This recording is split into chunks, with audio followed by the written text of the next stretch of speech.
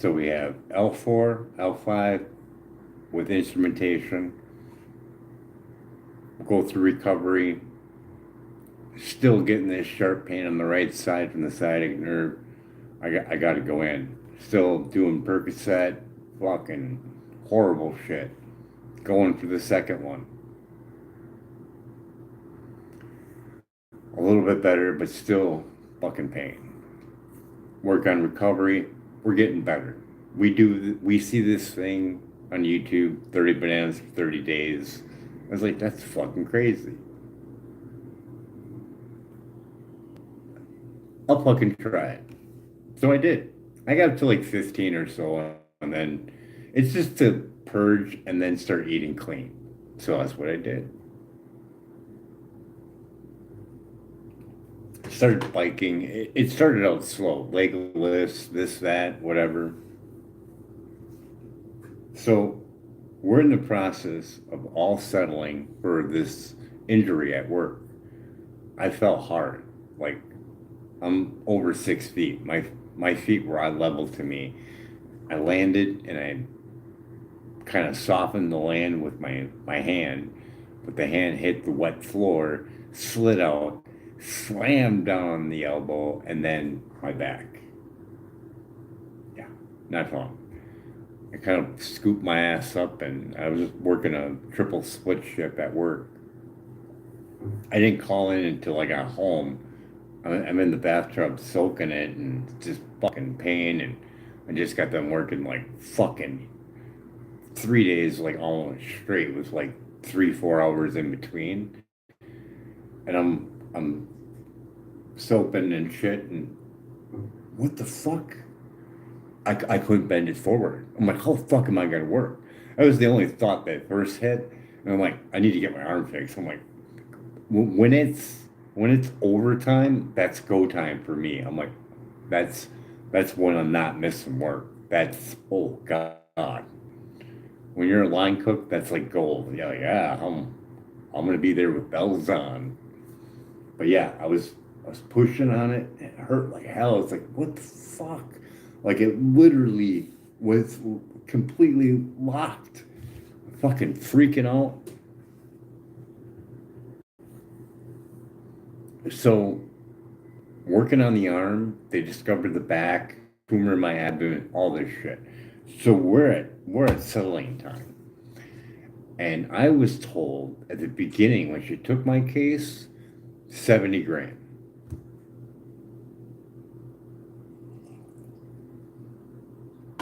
I mean, I got blood bag in me. I'm like, 70 grand. I'm like, at least it's something, but this is some horrible shit to go through. So I'm thinking 70 grand, 70 grand through this whole fucking process. I get the phone call and she's like, 14? And I'm like, listening. I'm like, that's not what you told me. You told me 70,000. And she's like, I never said that. I was like, yeah, you did. I was there. My cousin was there. This is exactly what you said. Oh, I would have never said that. I'm like, that is what you said. No, I'm not taking it. Hung up. She calls back, and I want to say it was 19. I think she came back with 19. And I was like, I didn't even say nothing. I just hung up. I know one of the times I didn't say nothing and I just was kind of breathing and I just hung up. Like hung up hard.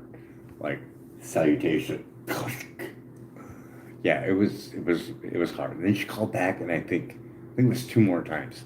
I know 25 was in there and it was like it was either 35 I could find out from my bank. It was either 35,000 or 45,000 or 28. For some reason that's sticking out 28. Well, anyways, yeah, I think it was like 28. 28. I think that's the number because I was looking at a truck. I was looking at a truck for quite some time. We had an incident with a ride that I took with a Jeep. That'll be in the book too. And I was looking at Jeep Grand Cherokees, and and won a Jeep Grand Cherokee. Imagine that. So I'm there, get the settlement. It's in my bank. That day, I'm going to the bank. I've been looking at cars. I've been biking up and down. There's car dealerships over on the left, on the right. Been looking all over the place. I'm either I'm either going with Lincoln Continental again or a Jeep Grand Cherokee because it's Wisconsin. And oh no, Subaru. Subaru. My buddy was always talking about it. And I'm like, that makes sense. I hardly ever see them advertised, so that means they're doing good. They don't need to. And they're all-wheel drive, great for Wisconsin. So I was thinking, 5 grand, or maybe it was 8 grand. Well, anyways, that was the focus of the whole day was get 5 grand, buy a truck. That's what we're doing. Take the bus there, and it's still the same way it is right now. So the bus is there. I got off, and you have to go through like this industrial thing, and there's power lines all over the place. I'm EMF sensitive, and I didn't know it until now. So I'm traveling through there, and I'm getting all these thoughts of, like I've been watching a whole bunch of Pastor Murray, a lot of religious stuff, and I'm thinking to myself, I feel blessed. I didn't lose my arm. I was fucking freaking out. I thought I was gonna lose my arm. I'm like, I feel blessed. I got my arm. My back's a little bit better. I'm biking quite a bit, like almost every other day. Every 2 to 3 days, I'd have one day of rest, and then bike 2 3 days rest, and then bike. Cooking for everybody in the building. I started doing breakfast first. Started just doing pancakes out of my own pocket, just making pancakes. And then all of a sudden, I started doing lunch and dinner, and everybody knew me. All the caregivers knew me. They were like, "Oh, this is such a cool thing you're doing." I'm like, I was doing it to strengthen up my back, and that's what got me because I was trying to get to be able to stand and cook for 12 hours. Those were my shifts, so that's what I was trying to do. Wasn't trying to dog anything or screw the system. I got people there that know that I was doing the work. You could even see the picture when I was there. Like I was literally trying to get back to work. So we're at the bank, we're getting it counted out. I'm all still truck. I get it, I'm walking, still thinking about I'm blessed. I got this, thinking about the sermon thing, or not the sermon thing, but the when this movie Jesus, where it's from 1974. So they got like the merchant guy is going down, Jesus is up ahead, and he's talking about the kingdom of heaven, and he's like, "Oh yeah, it's like we've done all these things. We honor our Father, all these things, the Ten Commandments. Oh, I followed all that." And he's like, "Well," Jesus is like, "Well, there's one more thing. You need to give all your stuff and all your riches to the poor, and then you'll have riches in heaven." And I'm thinking of this, and I'm like, yeah. I'm like, and I'm trying to make it more convincing to myself. I'm like, well, you made all this progress with your back. You're biking more. You're eating better. If you get a truck, you're gonna drive it more, and you're gonna lose all that muscle. So would it be better just to not buy the truck now, wait another year, 6 months, or whatever, get stronger yet, and then get one and get a gym membership? And I was like, that sounds good because I had a good routine. It was going good. So you know,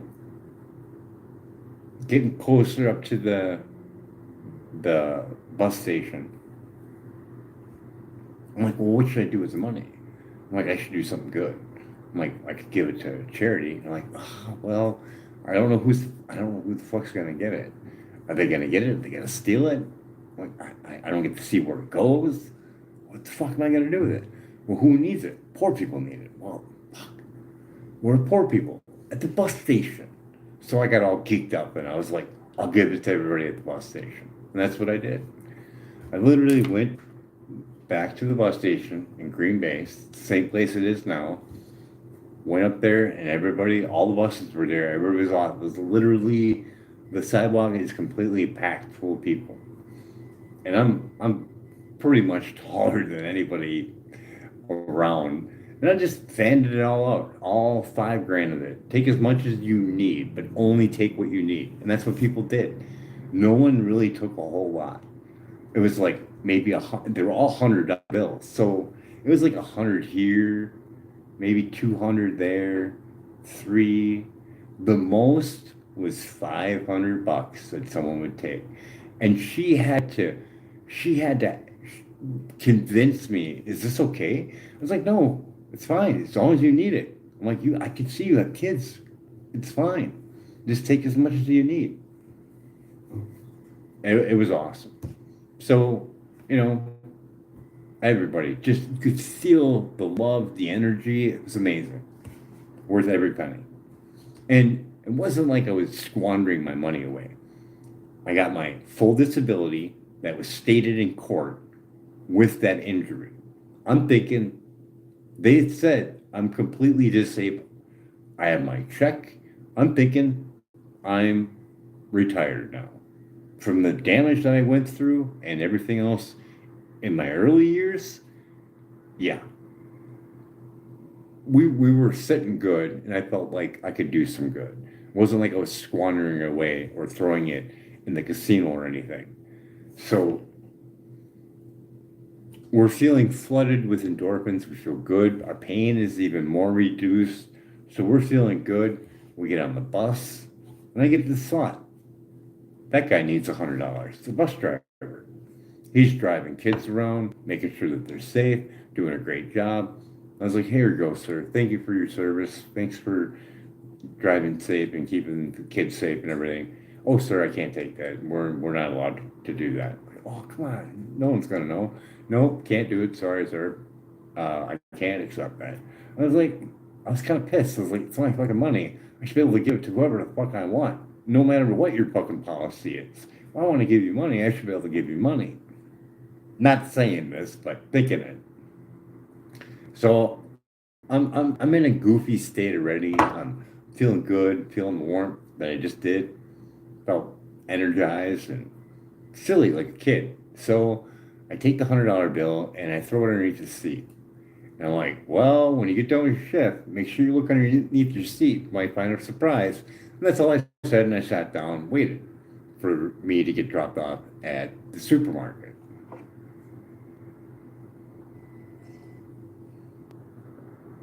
You can guess who showed up there, right?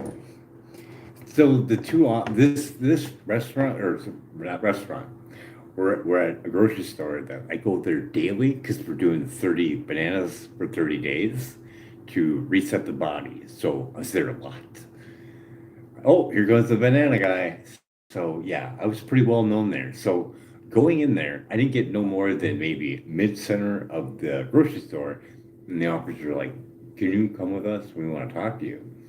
Instead of bringing me outside, they brought me in front of all the registers so everybody could see the three officers talking to me about $5,000. Yeah, they were like, so we heard that you were giving out money. Is it real? I was like, well, you're an officer. You should have a pen that shows whether or not it's real or not. The lady over there, I know at the court, she's got one because I've seen her hit my bills.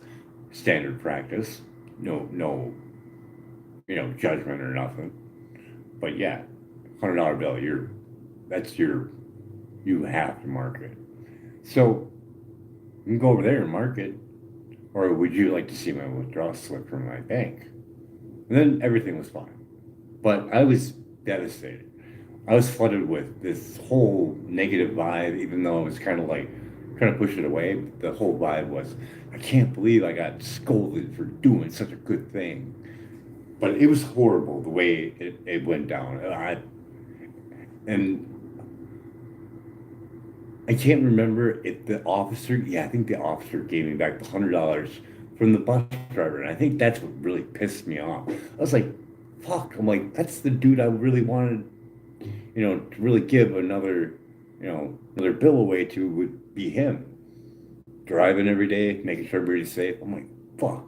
That just sucked. And I don't know. It was a real dark, uh, change in the chemistry of what I was feeling just a few minutes ago.